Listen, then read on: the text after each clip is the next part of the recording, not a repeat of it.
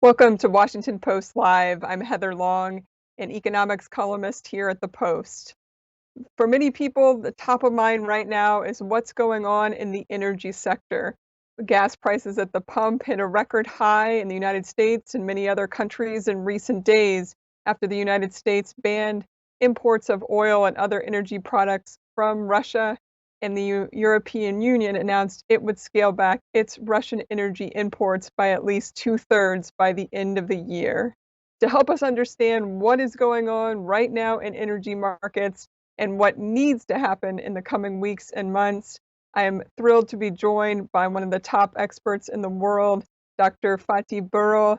He is the Executive Director of the International Energy Agency. Welcome, Dr. Birol. Thank you very much. Thank you. So I'm sure you get this question. It is the #1 question on the minds of Washington Post readers, and that is the very simple, how high can energy prices, particularly oil prices, go? Obviously, we saw last week oil hit $130 a barrel. It's come down, and the latest numbers I saw about $100 a barrel today. So basically, my question for you is the worst over, or does the world really need to be prepared for potentially another big surge in prices in the coming weeks? I think the worst is over or not will be depending on what will be the next steps of Russia, continue with aggression or not, both politically, also in the energy sector, and B, how the rest of the world will respond to Russia. Why Russia's behavior is very important. Russia is not any country when it comes to energy. Russia is today the top oil exporter of the world and top natural gas exporter of the world. And as such, the aggression of Russia and the decision taken by the international community to ban or reduce the Russian energy imports do have and will have major implications for the energy balances. And I think it will be too optimistic to say that the worst is over where we stand today. That makes sense. Can you walk us through, a lot of people are calling this a crisis. Would you use the word crisis? And what are the steps that countries need to start taking in the short term to try to handle these price surges? I think, in my view, this is the perhaps the first global energy crisis we are facing in the world. You remember, in the 1970s, we had oil price shocks, 73, 74, 79, 80. It was mainly on oil, but today we are seeing the impacts on oil markets, natural gas markets, coal, electricity prices. It is affecting the entire energy world. And again, looking at the 1970s, what happened is that those oil price shocks we have experienced had a major impact on the global economy, inflation, and as such was a bad news for the global economy. But at the same time, when we look at the countries, how they responded to the 1970s with the more innovation in the energy technologies, ranging from the nuclear power becoming a part of the global energy scene to pushing the energy efficiency, car efficiency, fuel efficiency. They were also a result of the response to that crisis. So I am also hopeful that at the end of this crisis, the first global energy crisis, countries, United States, Europe, Japan, emerging countries will come up with new energy policies, accelerating the clean energy transitions. And as such, it can be a historical turning point and the global energy policy making. Yeah, I want to talk more about that in a minute. But realistically, obviously, we have a short-term energy supply problem. Yeah. When you look across the different options, everyone's been studying these. Could the Saudis pump more oil? Could United Arab Emirates? What about Iran? Could Venezuela come back on with some more barrels? Could the United States produce more? Realistically, who do you think could help fill some of this gap in the short term? So we can basically, in the short term, especially between now and the driving season, when the oil demand goes up, we have a few months, we have a few options in front of us.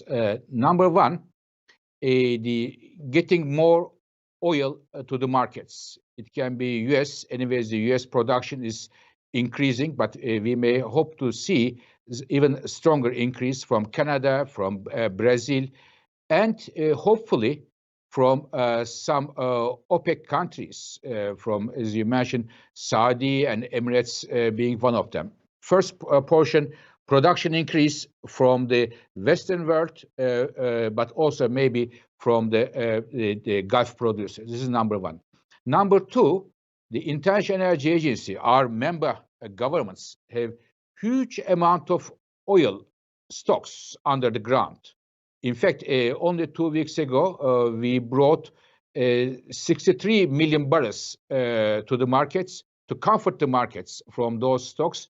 And this is only 4% of all the stocks we have. It was an initial response. And if there is a need, we can bring more oil from our stocks to the markets to comfort the markets. And number three, and the last one, is to cut the demand of oil.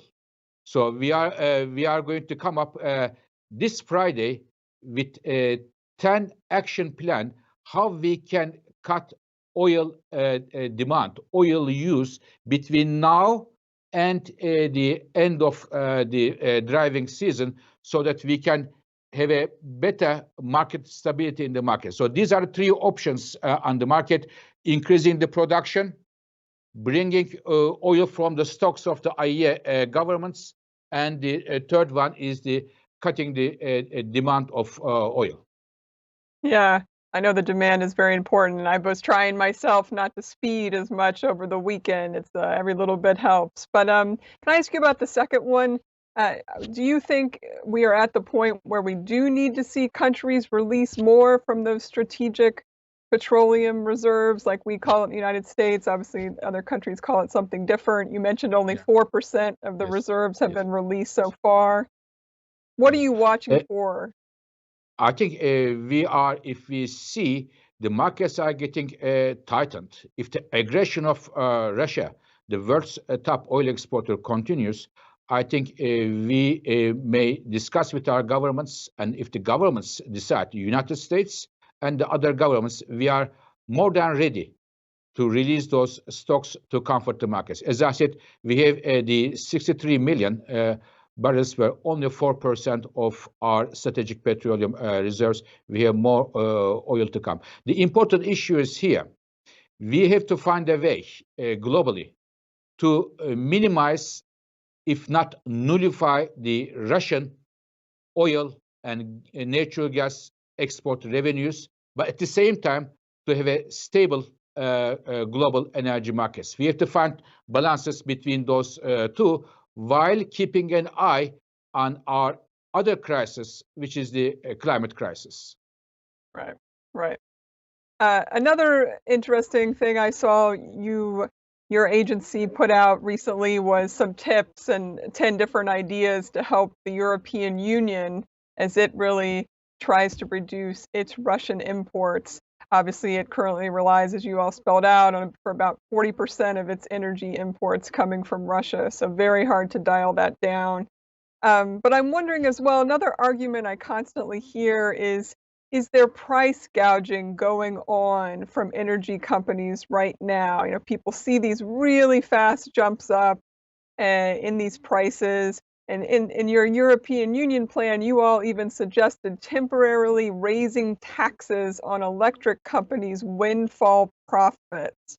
So can you clarify, do you see some price gouging going on right now in the market?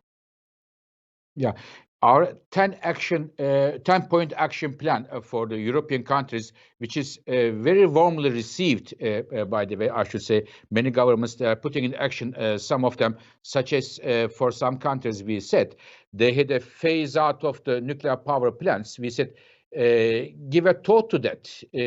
Maybe it is not the time. Some countries are reviewing that their existing phase out policies. And for some others, we said, maybe it is time to regulate the thermostat 1 degree lower to have a lower temperature, but most importantly, to replace as much as possible Russian gas exports with the exports from other countries, from US and others. Coming back to companies, yes, you are right. Some companies are making substantially high revenues, and it may be a way to look at whether or not those revenues, those incomes of those companies are can be a means to comfort the consumers who are badly hurt with the very high natural gas prices, electricity prices, and oil prices. We need to support the consumers, and it is, I think, only fair to ask the companies to have some sacrifices here. Hmm. That's a powerful point. I suspect it will be picked up a lot around the world. Can you just give us a big picture overview from your perspective of the Russian oil and natural gas situation? Are they still exporting? Kind of who's still buying? And you know, how much realistically needs to be replaced on the global markets? You know, like, is this just the short-term issue where somebody will eventually step up to buy Russian energy? Or are we looking at quite a few months where nobody wants to buy Russian energy? I think this is the key issue. As I said, Russia is the top oil exporter, top natural gas exporter. In terms of oil, it is a global market, but I see that the Russian oil is about half of their exports have difficulties to find buyers as a result of sanctions or self-imposed sanctions. We see that they still find buyers, especially in the developing Asian countries. In terms of natural gas, Europe continues to buy natural gas from Russia today. So does China, but the big chunk of it goes to European countries. It is very difficult from one day to another to stop those natural gas exports. It is the reason we came with a plan in the next few months how we can drastically decrease those gas imports from Russia. Because we shouldn't forget that every cubic meter of gas we import from Russia goes back as a revenue to Russian government, which in turn may be used to aggress the Ukrainian people. I think we should better have this linkage in our keep in our minds. Yeah, very much so.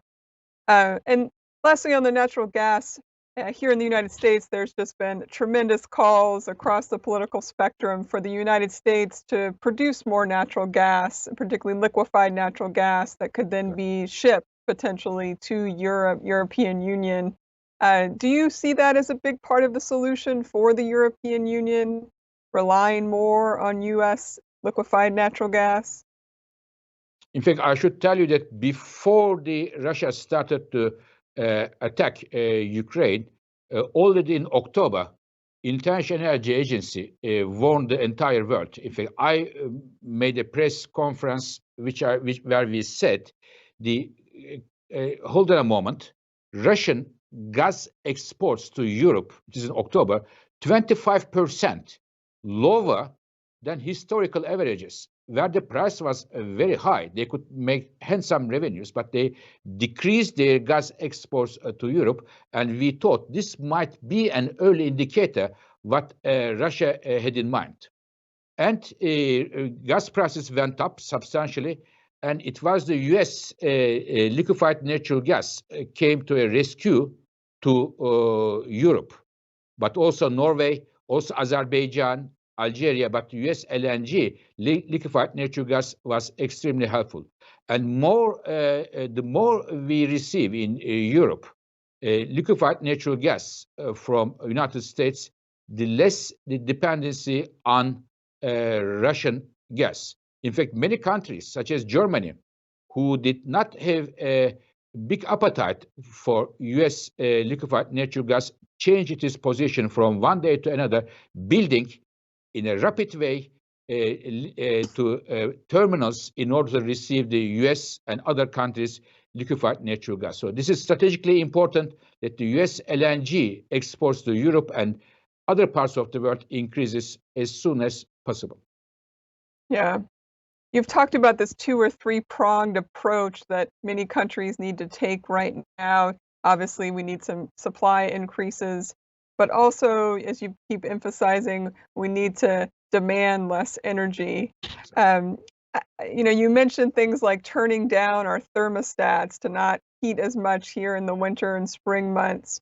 Realistically, how much of a difference does that make? To be honest with you, very much. And this is the issue. When we talk about the situation, the crisis we are in, we normally think the people in the street or ourselves to solve the situation, this problem, we need to increase the production. This is true, but at the same time, the other way is to decrease the consumption. And we are very happy to see that many citizens in the social media and elsewhere, they said we are ready.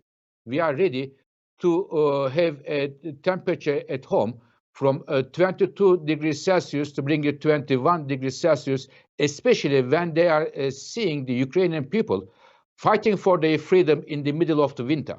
So I think we shouldn't underestimate the sentiment of the people in Europe and elsewhere, how they strongly feel to address this issue.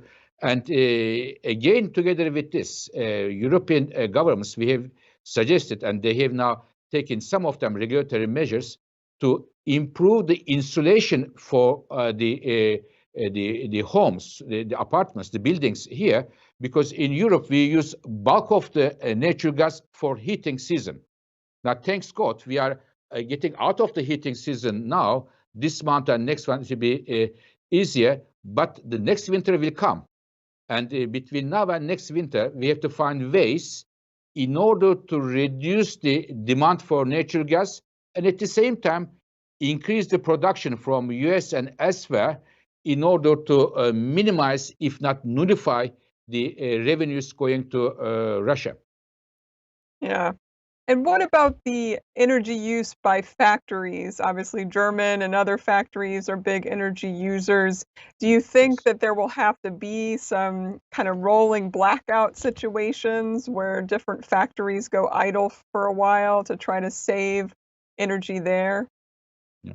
So I should say the situation we are in today, it is an emergency. It is not a business as usual. I wouldn't I wouldn't exclude that the some factories, some other businesses may have to have a few hours in the next months to come to run empty without having energy to make some sacrifices there. I hope we will not come to that position, but it may well be the case. And we have two options there, either not to run in full capacity those factories or finding alternative fuels. It can be anything, and in some cases, it may even be coal for a temporary period in order to continue to run the economy. Yeah. I want to ask you about the short term versus the long term. Obviously, the European Union and the US and many nations around the world want to move to more green energy sources longer term. But people are seeing this crisis right now. It's bringing back memories from the 70s. It's bringing back this desire to see more oil and natural gas drilling to try to help with the crisis right now. What is your message to countries as they try to balance these short-term energy needs, which would presumably mean more fossil fuels, with how can we keep people focused on a long-term vision? How can we still make that seem realistic? So in my view, we have now, there are three crises. One is the humanitarian crisis we are seeing every day in televisions, in social media, happening in Ukraine in front of our eyes. The second one is the energy crisis, and the third one is the climate crisis. So to address the energy crisis and to support the Ukrainian people, we have to reduce the Russian oil and gas as much as we can. But while we do so, we may take some temporary measures which can lead to temporary increase in emissions. But if we, the governments around the world, use this situation in a wise manner, as we have done in the 1970s, it can well lead to innovation in many clean energy technologies, and it can help to increase the momentum. It can be electric cars, for example. It can be efficiency. It can be new nuclear technologies. There are already a lot of work going on in those areas, but this can give a momentum, and we can get rid of this fossil fuel dependency in the long term. But in the medium term and in the short term, we may need to have gas and oil, but we should have a long-term vision that we have to find alternatives to those fossil fuels.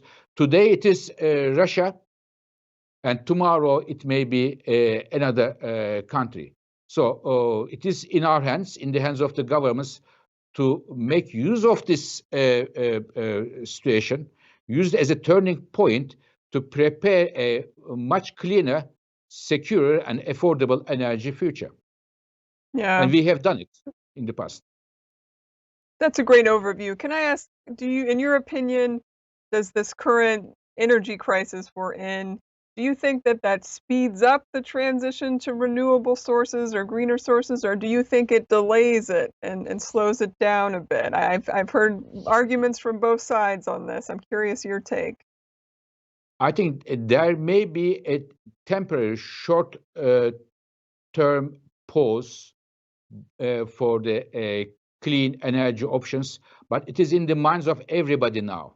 If we want to address this major price volatility, if we don't want to be slaves of Mr. X or Mrs. Y in that or that country, if we want to have a clean, secure, affordable energy future, we have to be very clear, the governments have to be very clear, and your government is a leader in this respect, to push clean energy options. This ranges from the electric cars to nuclear power, from nuclear power to hydrogen. There are many options there. And when again, looking at the 1970s, when we had the oil price shocks, those shocks not only resulted in high inflation and the recessions, but they also resulted in a big jump in the new energy technologies. We can still do it, and I think the world has learned a lot.